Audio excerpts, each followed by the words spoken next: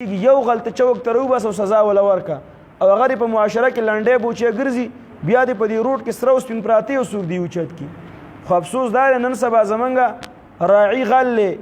رعیت غل مشران د ملک غل دي د غلو ټوله را جمع شوې ده او په یو بل باندې فتوا بازۍ نه کوي دا پلان کې غل دا پلان کې غل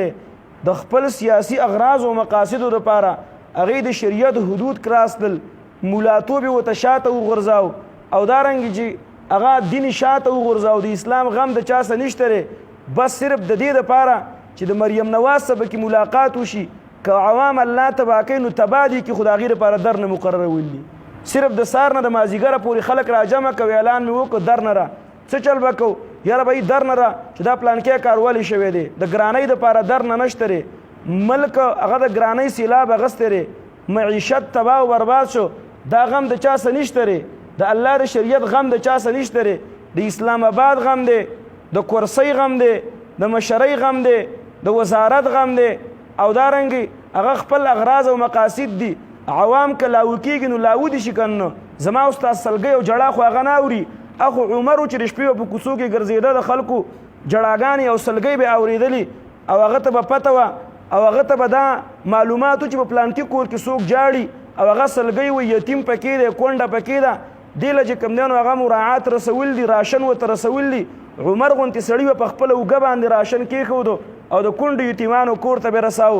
نن د اغلا او ډاکوان که احتجاج کوي په یو کنټینر 10 لکه خرچه راځي په یو کنټینر 20 لکه او 50 لک خرچه راځي چې په کنټینر کې دننه هغې ته کوم مراعات مهیایي په کنټینر کې دننه هغې کومه بنګله ځان له جوړه کړي هغې له کوم خوراکونه د بادامو د ډرای فروټو پورې هغې له هلته کوم پلشونه جوړ کړي لکه د هغې څه انتها نشته د هغې په یو کنټینر چې کومه خرچه راځي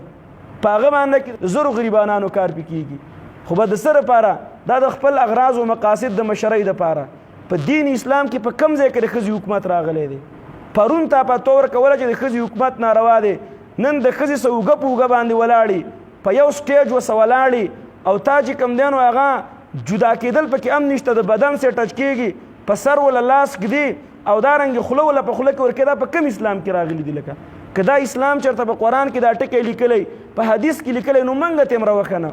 راوښوه عوام وروڼه دومره بدګمانه شي د یو عالم د وجې نه دا مولا دی ته وګوره دا کوم حد ته خبرې ورسېدلې او دا صرف د خپلې کرسۍ او د لالچ دپاره او دا غم نشته دی اسلام دا صرف هغه داسې استعمالوي چې صرف ځان پې ځای ته رسوي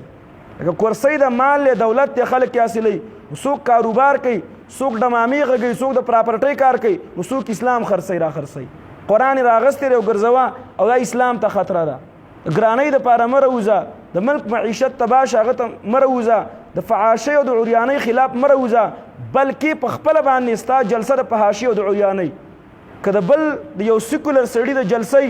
نو لاندې به پکې زه ټیک شوله چې هلکان او جینکۍ ګډېږي خو په سټیج باندې خو هلکان او جینکۍ لکه اکثر نه او په سټیج باندې تاسو نامور شخصیت هغه ولاړ یاستئ او سړی هم ولاړ او مریم نواز بیبي موسسه ده هغه ولاړه ده او بس میک اپ یې کړی او ښه زبردسته پوزیشن یې برابر کړی او څه کې جلسې له رازه دا کوم دین اسلام دی الله رب العزت فرمایي نه د الله رب العزت دین د هغې اجرا تاسو وکړئ د الله د دین سره تاسو ګپ هغه مه لګوئ